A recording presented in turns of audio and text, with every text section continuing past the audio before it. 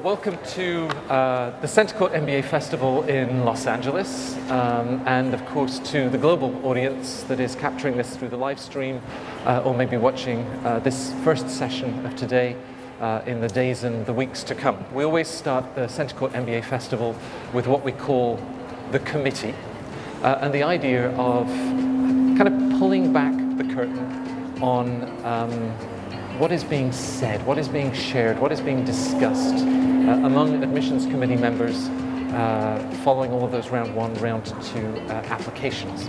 And so for that, obviously we want admissions experts, and I'm joined, I think, on slide number 2, I'm joined by two of my colleagues at Fortuna Admissions, Michelle Belden, who was a former Associate Director of Admissions at the Wharton School, and now obviously prefers the sunshine of the West Coast. And Jessica Chung, who's been an LA resident for a while. You were the former Associate Director of Admissions at UCLA Anderson. So we've put together 7 or 8 profiles, actually drawing on many of the registrations that we've had here today. And we're going to be talking through the different aspects, things that the Admissions Committee might then be picking up on, and the things that they really like in certain programs.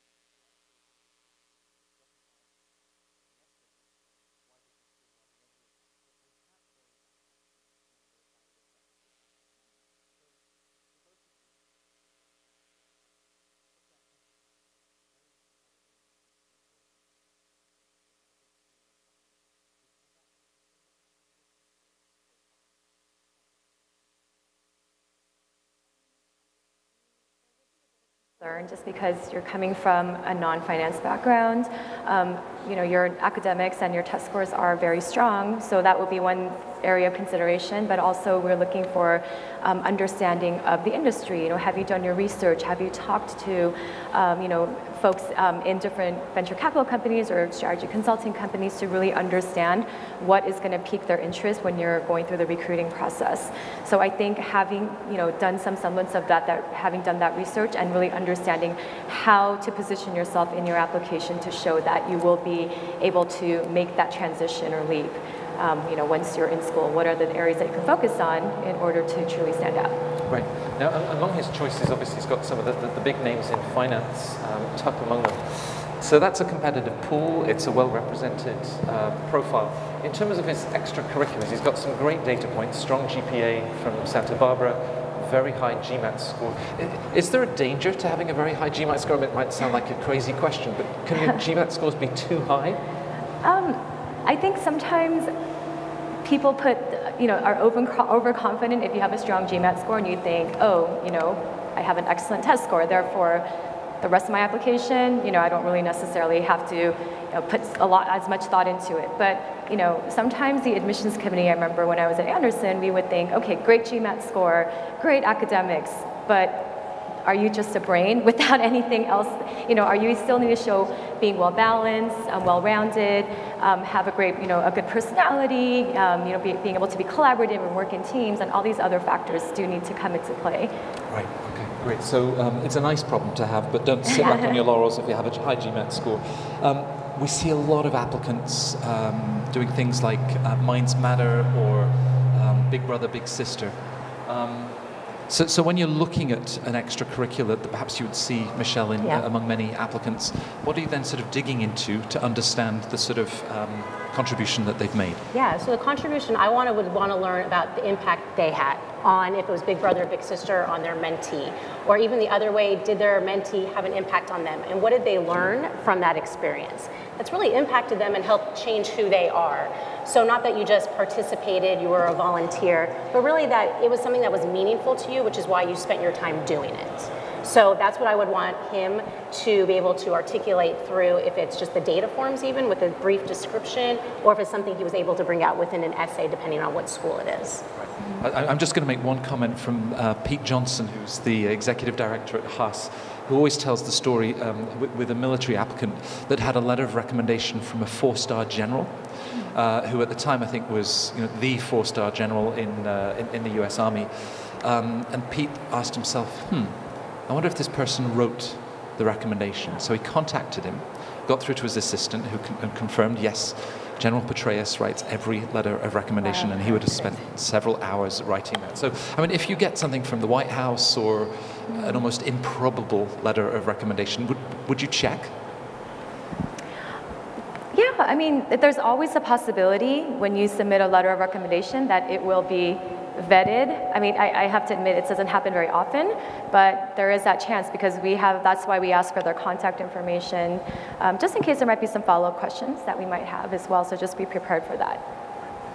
All right, so we're going to move on to the next one. The next one is Nikki, I think, and Nikki is working at Netflix, so obviously based here. Now, she had her first 3 years in consulting at ZS, and then 2 years ago moved to Netflix, a very West Coast company that has just emerged in the last few years. Doesn't Harvard want Netflix employees more than Stanford? Absolutely. I think the mix of the consulting and the Netflix, super interesting mix of background, and going from maybe the West Coast, the East Coast is looking for bringing people in from different industries, different backgrounds, because that's what you're contributing to your classmates especially for Stanford with, the case studies and your experiences. So I think she's a very attractive applicant. Right. So in terms of UCLA undergrad, are those, now her GMAT's at a 710, with a quant in 74th percentile. She's got a much stronger GRE quant percentile, at least. Talk to us a little bit, Jessica, about GMAT versus GRE. Are they as good as each other? Yeah, the GRE is more of a recent addition that business schools have been taking into consideration over the last several years. So the vast majority of applicants still, I think, do take the GMAT, but there is an increase every year of more and more applicants also taking a GRE as well. So nowadays, I think schools are they're definitely open to both. The schools are understanding how to interpret both GMAT and GRE much more over the years. So if you have a stronger GRE score, especially in your quant, and in the context of looking at your academic performance, like if you didn't have a lot of quantitative courses in undergrad, or maybe your work experience isn't as quantitative in nature, perhaps the GRE could be a better fit or better bet for you because your quant score does shine in that one more for this candidate. And on the Poets and Quants website this week, there is the class profile of the incoming HBS class with 15% that had taken the GRE, and Chad Losey, the admissions director, saying, finally we feel that we're demonstrating to applicants that the GRE is just as good for us as the GMAT. So it certainly emerged. Now, she was Miss Chengdu.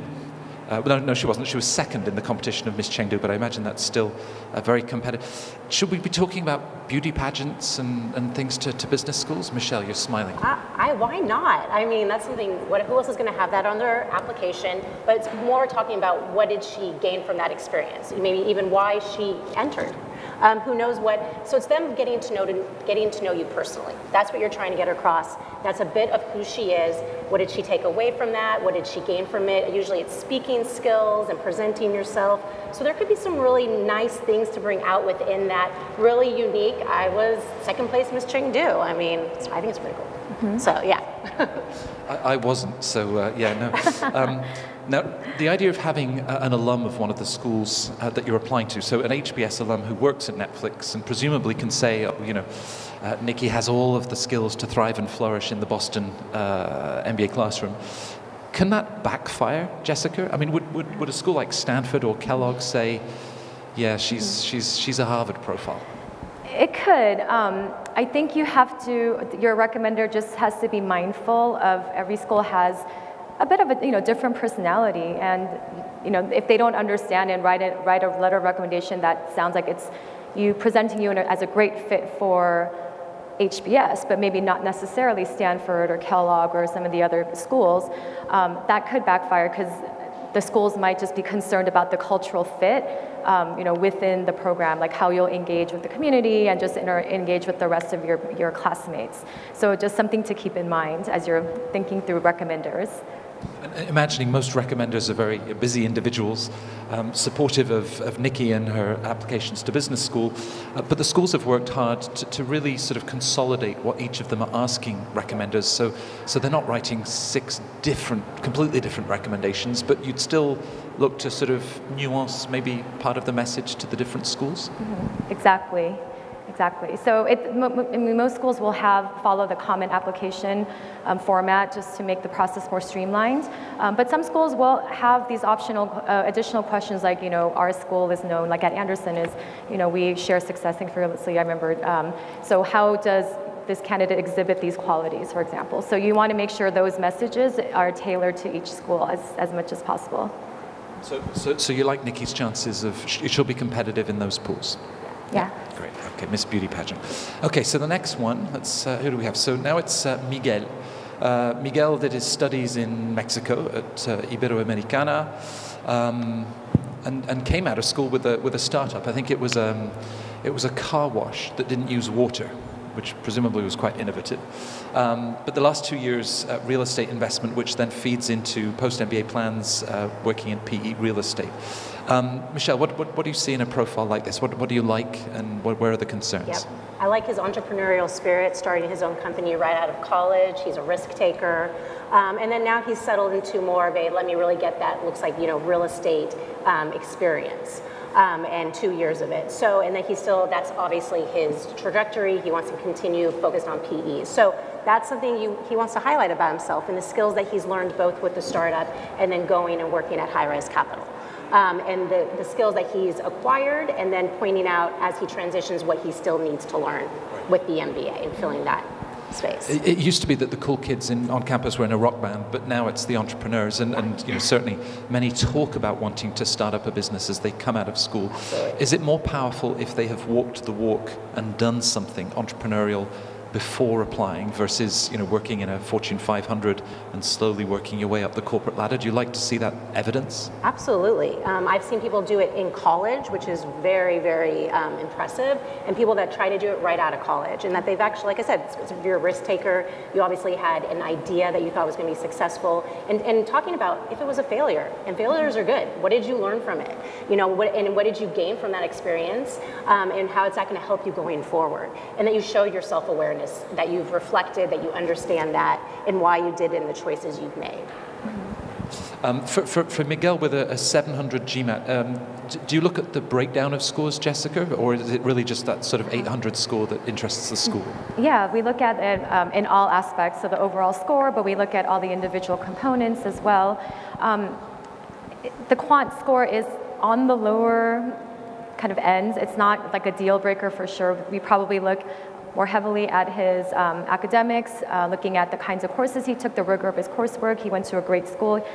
And the fact that he was an industrial engineering major, that's a really tough major. So, and the fact that he got 3.45 in that major in school is a pretty solid GPA. So I don't think there would be a lot of concern about whether or not he could handle the rigor of the program itself.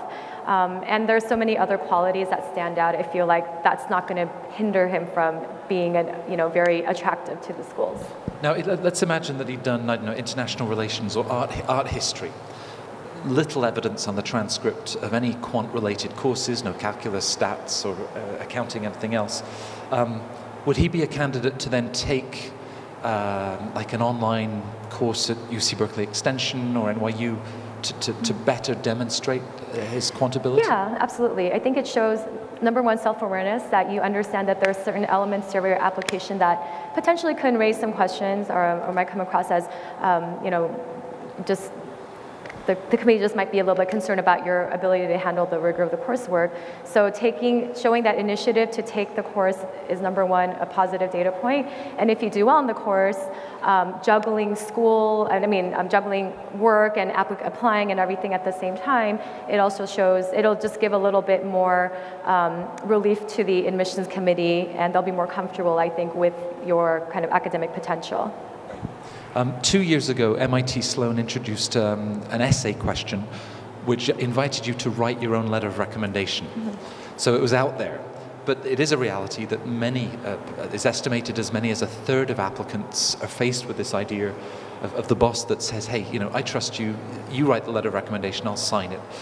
Michelle, how do you, first of all, would you pick that up in the admissions office? Unfortunately, you can, and it's obviously just from the essays that you've written, the applicant, if the tone and the wording's kind of similar, it's very evident. So unfortunately, we do pick up on it in the admissions office, reading it. How I now guide my clients when that is a problem that they've been faced with and they ask me, I first try to be like, well, could you do an outline and help guide them? These are the questions, this is how, you know, let me remind you of the work I've done, what I've accomplished, and bullet points. And then let them put it in their voice, in their perspective, in their view of how they saw you actually, you know, work on that project, work as a team leader, step in. That's the first step. I mean, really trying to not just say, sure, I'll do it for you, you know, because it's a real concern that it could come off as very similar in tone and be a red flag. Do you actually know who wrote the op-ed piece in the New York Times? I do. You do, right, okay. Sure. We can't do that publicly, but okay. I think the next one is Vampira. And Vampira, again, sort of very local in the career path that she's taken, studied film and television at USC, and then has bounced around a lot. She had, 18 months at a PR firm before, 3 booking agencies in the last 2 or 3 years. Would that be a problem if you've had many employers before applying to business school? Jessica? Yeah, that would be a concern. If there's a lot of jumping around on your resume, there would be a concern. There'd be questions of, well, why haven't you been able to stay at a job for more than, 6 months? Or why is everything, you only have these 1-year stints? And it could be the nature of the industry that you work in. Maybe in entertainment, if you're working in as an assistant, you're kind of jumping around to different jobs based on different movies or whatnot, or producers. So that's something that you can use the optional essay perhaps to explain, to give a little bit more context as to why you have, just a lot of short stints on your resume. I would say that you really want to just highlight, I think, on your resume what you accomplished. So if you just kind of look like you were just doing very minimal, kind of basic entry-level kinds of tasks and had those kinds of responsibilities, that's not going to be impressive. So try to at least also show growth in each of your roles as well. Yeah, the fact is that she would like to stay in sort of the film and TV with a more strategic role. Anderson will get many applicants, and USC as well, of course, where you then worked before. What are the chances of getting a job in the film industry coming out of school? It's interesting. I think a lot of people associate UCLA or being in Los Angeles with, you're just going to be able to get a job in the entertainment industry.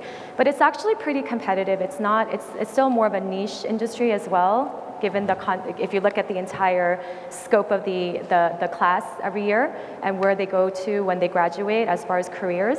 So, the committee will still look at, number one, your academic potential. So looking at Vampira's academics, her GRE is not very strong, especially the quant.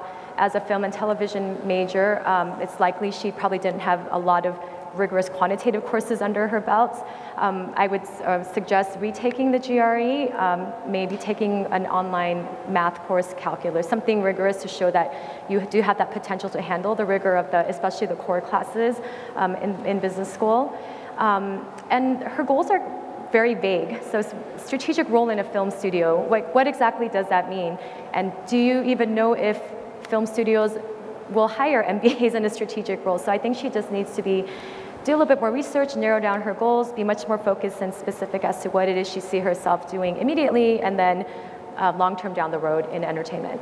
And it would be helpful, she's got Sundance Film Festival, the more she can show that she's got an established network in the industry to then sort of validate or support those career goals. Oh yes, absolutely. Yeah. So especially in an industry like entertainment where networking is critical to getting an internship or jump-starting your career, showing that you've proactively started doing that by participating or taking on hopefully stronger, more bigger roles in things like the Sundance Film Festival shows that you've already started laying down the foundation for looking for those positions when you're in school. Now, for recommendations on this one, her boss is now in court. So she's probably going to look elsewhere for recommendations. If you haven't gone for your immediate supervisor in your current position, Vampira or another applicant, is that something, because it can be delicate, right? Absolutely. You joined a company 6 months ago and asking for a recommendation. Should you use the optional? How do you give the context of that to the schools? Yeah, absolutely. I would recommend using the optional essay very briefly. Just explain that you weren't able, the circumstances if you can, or if you've just recently joined a company that would ask your current supervisor. Therefore, you ask these people and then say why you feel like they would be able to really give a good perspective on your experience, what you've worked on, etc. But definitely, you don't leave it out there as I wonder why the Vampira did not pick. You just want to tell them. Keep it very straightforward, and that they understand, and they understand that people can't tell their current employer that they're applying, and there's many different circumstances. Yeah. Law firms seem to be some of the worst, where as soon as you tell a law firm you're thinking about business school, they shut you down from the track to partner.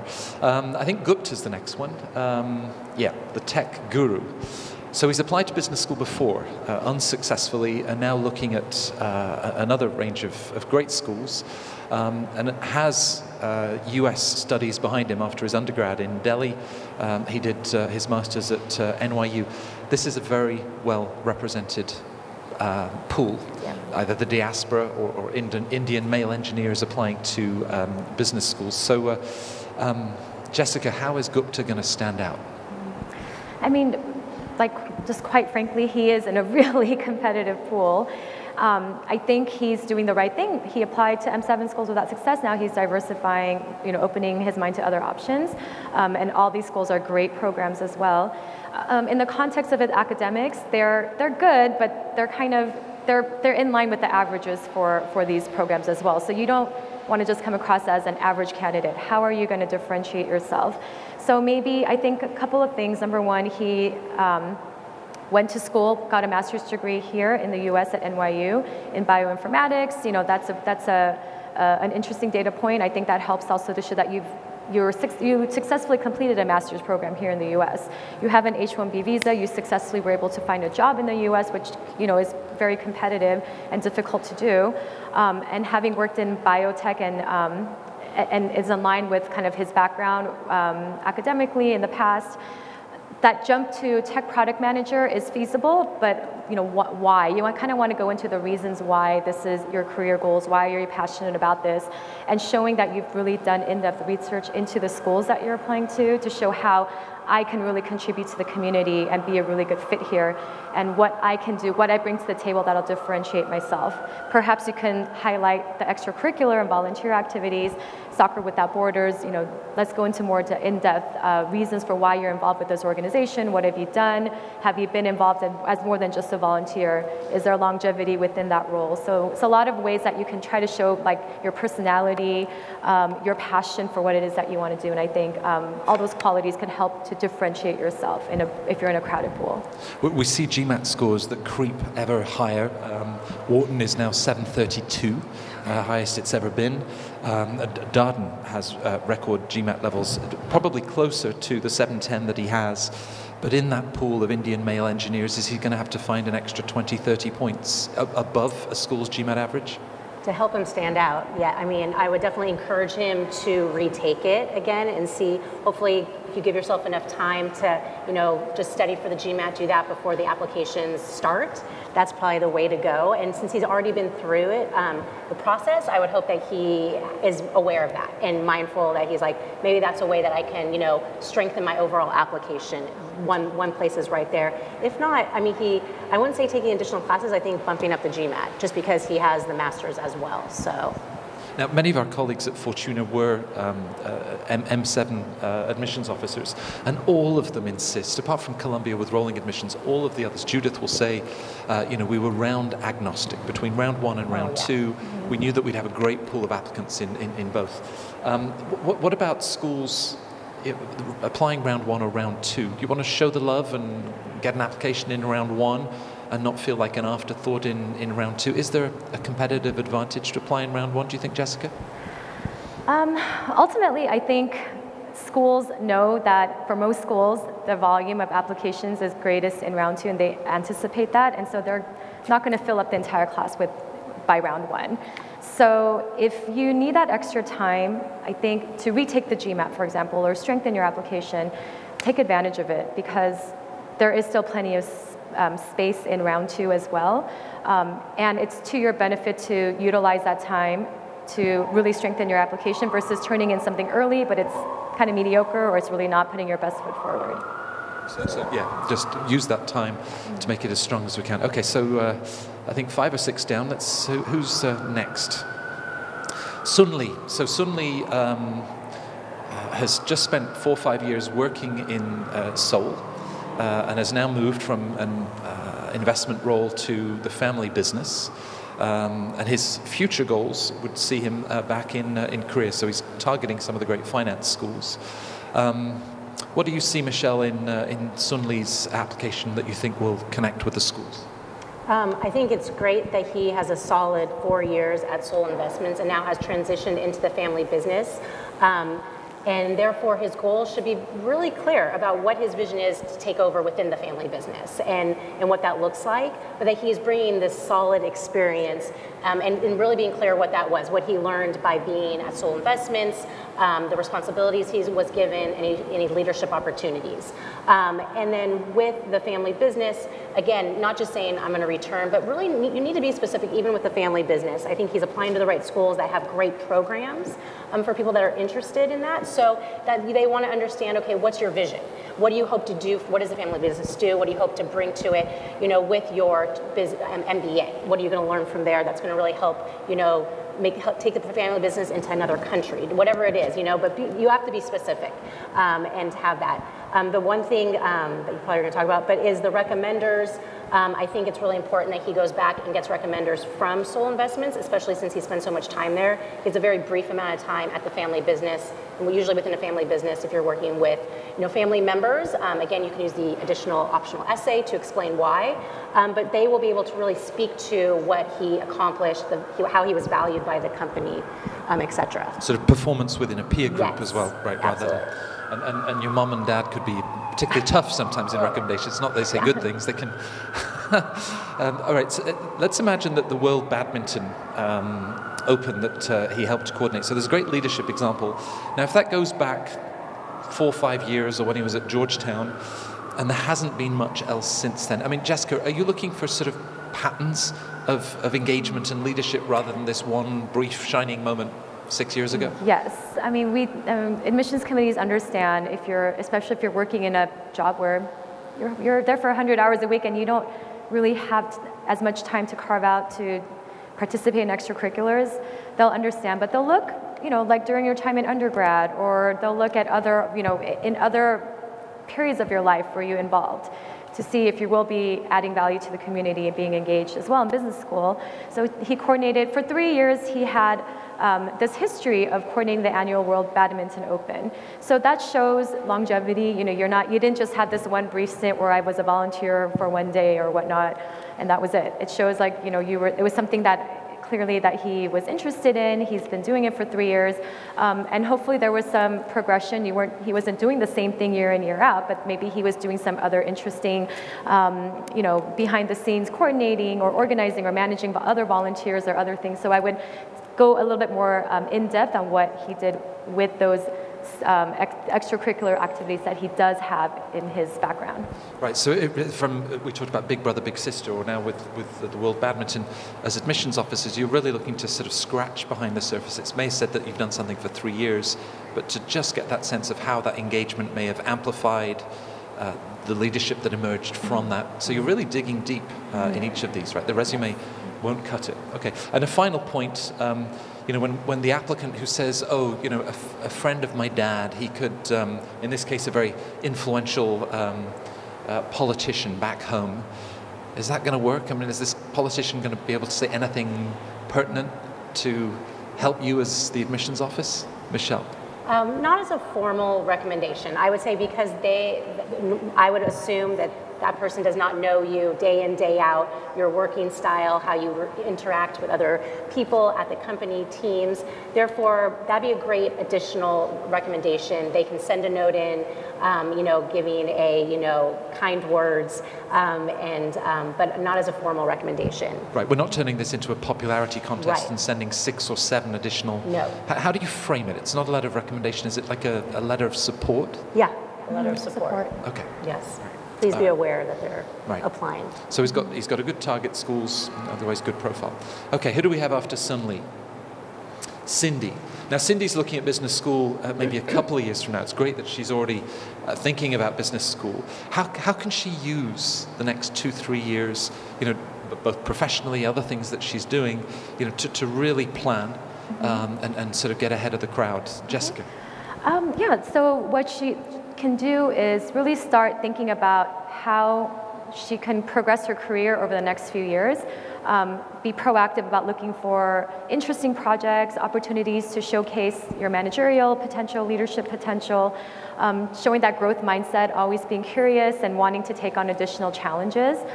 Look for ways that you can really add value and just kind of showcase the results, be very results oriented as well. She's involved in different extracurricular activities right now, so continue to stay engaged. Also, just like what we were talking about with other extracurriculars, that history of not just kind of showing up and being in an activity and you're done, but a history of really committing to something is going to be great, and every year amplifying and taking on greater roles and responsibilities. So she's on the right path, and I think there's some, you know, she's sponsored to a young woman in Zaire. Maybe to take that to the next level by showing additional just, you know, interest in international development, if that's a passion of hers, or global development, whatnot. Maybe not just as a sponsor, but just now maybe reaching out to the organization and seeing what she can do to be involved on the organizational level as well. Now she's working at Kaiser and has already identified 3 or 4 schools that do have a great reputation for healthcare management programs. Michelle, if someone talked to a particular strength of the school, did that resonate with you and say, they've done their homework, you know, they've seen the strengths of the school, this really makes sense? Absolutely. I think it makes all the difference to the school when they're reading it, and they can tell very quickly that you've done your homework, that you've come to an info session or visited the school if you're able to get and talk to current students, alumni. Because you're understanding what they're offering as a business school and how that resonates with you and how it fits within what you want to gain from business school. Lots of great business schools out there, but what is it that you're interested in, that you hope to gain, depending on what your background is and what the gaps that you have, and how that school is going to best fit your hopes. So that's very, very, I mean, like I said, healthcare consulting, Wharton, I mean, those are the right schools that are offering programs that are going to be aligned with what she wants to do in the future. So that's the committee, the idea of pulling back the curtain on the sort of discussions that take place behind closed doors. And as CentreCourt goes on the road in the next couple of weeks across the rest of North America, we'll have admissions directors, former admissions from INSEAD, Darden, Duke, Harvard Business School, Wharton, for the same sort of insights and other profiles that you have been sharing with us. So if you would like your profile to be reviewed, send an email to Poets and Quants and we'll anonymize it, but we'll put it up, and you could be the one that goes in front of the committee. Jessica, Michelle, thank you very much for your time and all of those insights. Absolutely.